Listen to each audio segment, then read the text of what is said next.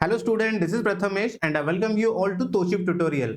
आज के इस वीडियो में हम लोग डिटेल में अंडरस्टैंड करेंगे characteristics of the embedded system.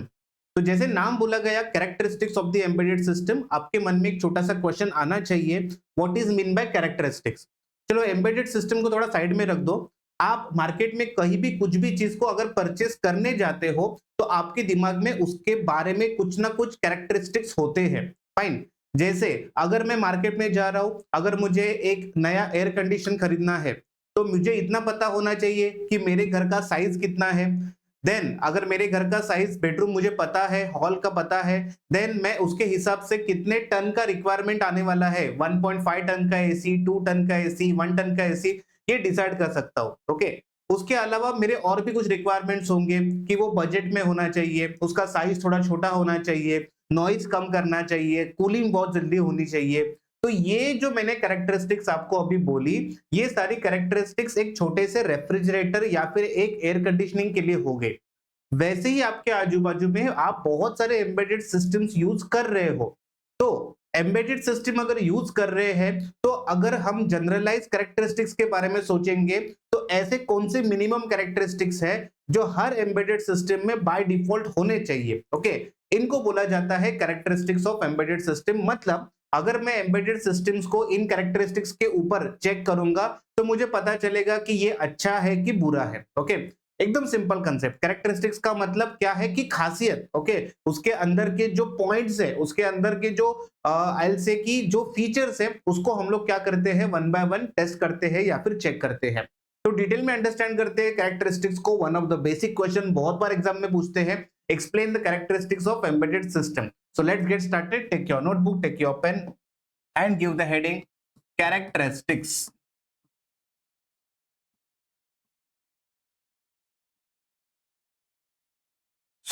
इसके आगे आपको एम्बेडेड सिस्टम जो होता है, इसका जब भी मैं नाम ले रहा हूं तो आपके दिमाग में कुछ ना कुछ इमेज बन जाते हैं। जैसे अपना ऑटोमेटेड व्हीकल होता है, अपने घर में फ्रिज है, वॉशिंग मशीन है, जो भी स्मार्ट डिवाइस अपने पास है वो सारे क्या है, एम्बेडेड सिस्टम्स है।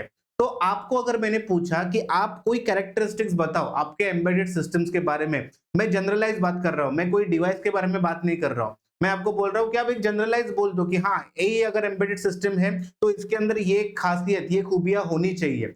जैसे मैं ऐसे बोल रहा हूं कि मेरा जो एम्बेडेड सिस्टम है ये एकदम रियल टाइम में काम करना चाहिए, एकदम रियल टाइम में। मतलब क्या, अभी सपोज अगर मैं यहाँ पे एक एसी ऑन कर रहा हूं क्योंकि मुझे गर्म हो रहा है, ओके, टेम्परेचर बहुत ज्यादा है, तो मैंने एसी को क्या कर दिया, ऑन कर दिया। अगर एसी को मैं ऑन कर रहा हूं तो एक्सपेक्टेशन क्या है, कूलिंग जल्दी होनी चाहिए, रियल टाइम में फास्ट होनी चाहिए। ऐसा ना हो जाए कि 2 घंटे के बाद वो कूलिंग कर रहा है तो मतलब वो रियल टाइम में काम नहीं कर रहा है या फिर वो स्लो काम कर रहा है। ओके।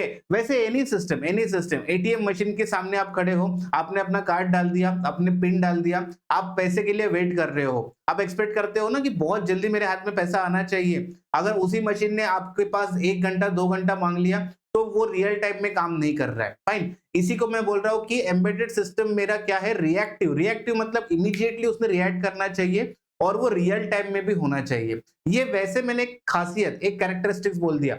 आप सोचो ऐसे कौन से कैरेक्टरिस्टिक्स हो सकते हैं। जैसे हम लोग साइज के ऊपर बात कर सकते हैं कि साइज कम होना चाहिए। कॉस्ट के ऊपर बात करते हैं, कॉस्ट तो हमको हमेशा ही कम लगता है, जितना फ्री मिले उतना अच्छा लगता है हमको। ओके। तो ये जो सारे कंसेप्ट्स होते हैं, कैरेक्टरिस्टिक्स होते हैं, ये एग्जाम में आपको लिखने हैं और उसके ऊपर छोटे छोटे एग्जांपल्स देने हैं। ओके। तो यहाँ पे मैंने ऑलरेडी हाईलाइट करके रखे हैं कौन से इंपॉर्टेंट कैरेक्टरिस्टिक्स है जो एम्बेडेड सिस्टम के अंदर प्रेजेंट होते हैं और वो हमको कंसिडर करने ही है। ओके। जैसे यहाँ पे मैंने लिखा है application and domain specific, that is one of the first characteristics. Second जिसके ऊपर मैंने बात किया, रिएक्टिव एंड रियल टाइम होना चाहिए। Third one, it operates in the harsh environment. Fine. इसके ऊपर वन बाय वन डिटेल में बात करेंगे। डिस्ट्रीब्यूटेड, ये नाम से आप नहीं जान सकते कि ये क्या हो सकता है करके, बाकी जो कैरेक्टरिस्टिक्स मैंने लिखे हैं वो एटलीस्ट आपको नाम पढ़ के ही पता चल रहा है कि क्या होने वाला है करके। Fine. Then I will talk about this size and weight requirement and last हम लोग बात करेंगे पावर कंसर्न्स के ऊपर। ओके।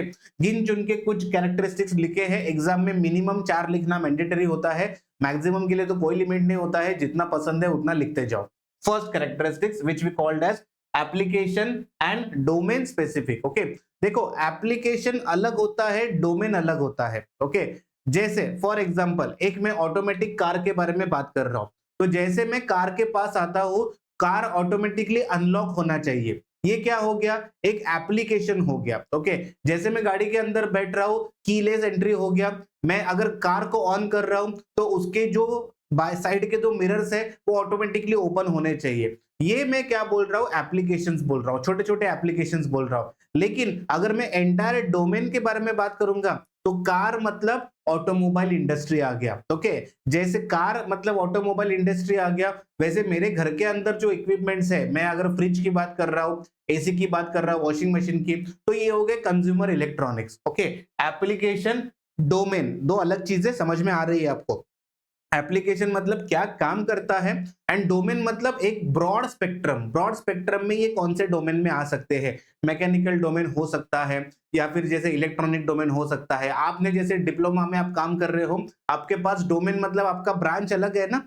कुछ लोग कंप्यूटर इलेक्ट्रॉनिक्स की बात करते हैं, कुछ लोग प्योर इलेक्ट्रॉनिक्स की बात करते हैं, कुछ लोग टेलीकॉम की बात करते हैं। तो वैसे ही ये होता है domain and application specific. Okay, now embedded systems जो डेवलप किए जाते हैं, कभी भी याद रखना, embedded system is not a general purpose computer. Okay, आप आपका लैपटॉप, आपका कंप्यूटर जो है उसको एम्बेडेड सिस्टम से कंपेयर नहीं कर सकते, क्योंकि आपने उसको किसी एक काम के लिए नहीं लिया है। ये चीज को समझो। आपने लैपटॉप लिया है, ठीक है, आपकी रिक्वायरमेंट है, आपको पीपीटीज बनाने हैं, आपको सॉफ्टवेयर डाउनलोड करना है, बट ऐसा है क्या कि वो उतना ही काम करेगा? नहीं, इसके अलावा वो बहुत सारे काम कर सकता है। So it is not any application specific. आपके एम्बेडेड सिस्टम जो होते हैं ये ऑलवेज क्या होते हैं? Application specific. मतलब ये काम ये हो गया एम्बेडेड सिस्टम, ये काम ये हो गया उसका एम्बेडेड सिस्टम। ओके, आप बोलोगे कि इसका कंट्रोल यूनिट उठा के मैं यहाँ पे लगाऊं क्या?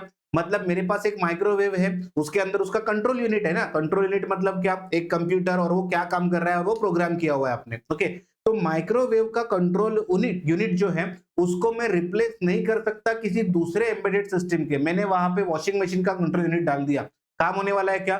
बिल्कुल नहीं होने वाला है। ओके, तो इसीलिए ये चीज बहुत इंपॉर्टेंट है, application and domain specific. Embedded systems are always developed for intended function only. Okay, intended function, जो काम सूझ रहा है, जो काम दिख रहा है, करना है, उसी के लिए डेवलप किया जाता है। Okay, now it can not be used for other than that. Okay, आपने जिस फंक्शन के लिए उसको डिजाइन किया है उसी फंक्शन पे उसको काम करना है।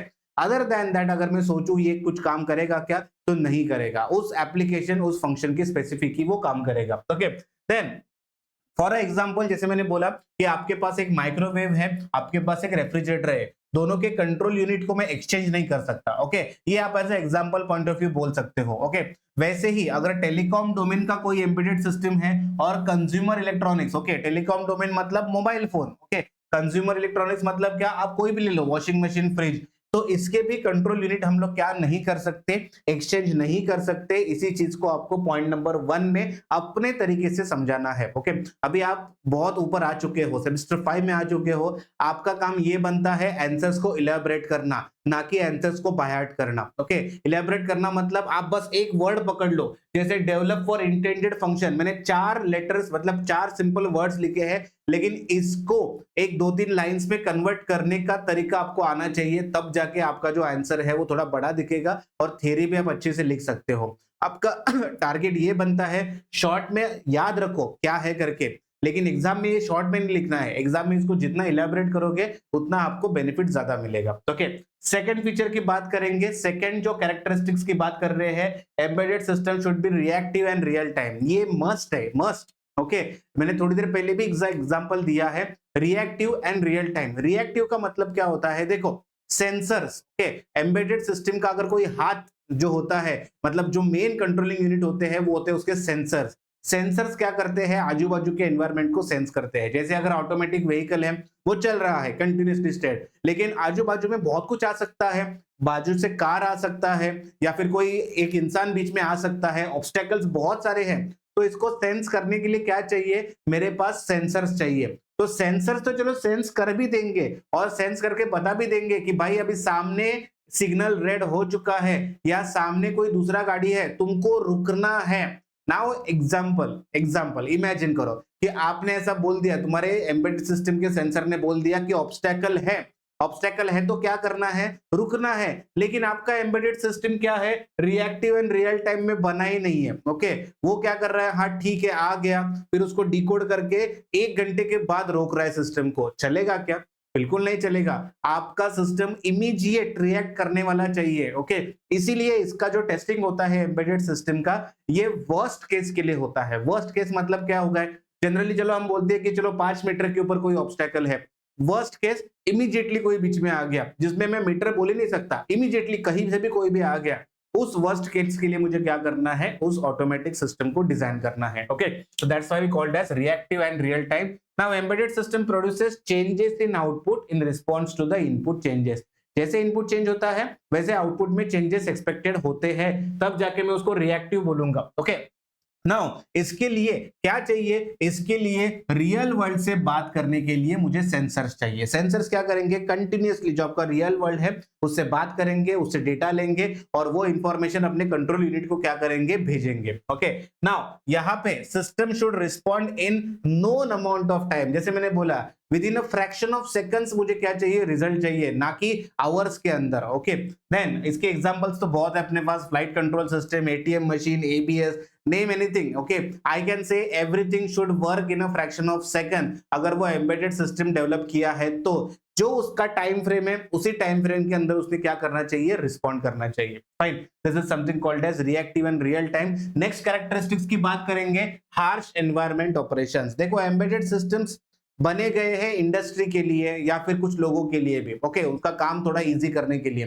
तो ये जब कहीं पे प्लेस्ड होते हैं, जैसे इंडस्ट्री के अंदर अगर कोई मशीन के अंदर प्लेस किया है तो मशीन के आजू बाजू का जो टेम्परेचर वगैरह होता है बहुत ज्यादा होता है। ओके, बहुत सारे वाइब्रेशंस होते हैं, बहुत सारे हीटिंग के इफेक्ट आते हैं। ओके, तो हमारा एम्बेडेड सिस्टम जो होता है ये either dusty, high temperature zone or area subjected to vibration and shock, इसके बीच में रख सकते हैं हम लोग। तो ये सबको कंसिडर करके ही उसका डिजाइन होना चाहिए। हार्श एनवायरनमेंट ऑपरेशन उसने क्या करने चाहिए, सपोर्ट करने चाहिए। और जैसे ही मैं उसको प्लेस करता हूं तो और क्या प्रॉब्लम्स आ सकते हैं, तो पावर सप्लाई फ्लक्चुएशंस हो सकते हैं, करोजन हो सकता है, मतलब बहुत पानी वगैरह है उस साइड में तो वहां पे करोजन एक्सपेक्ट कर सकता हूं मैं।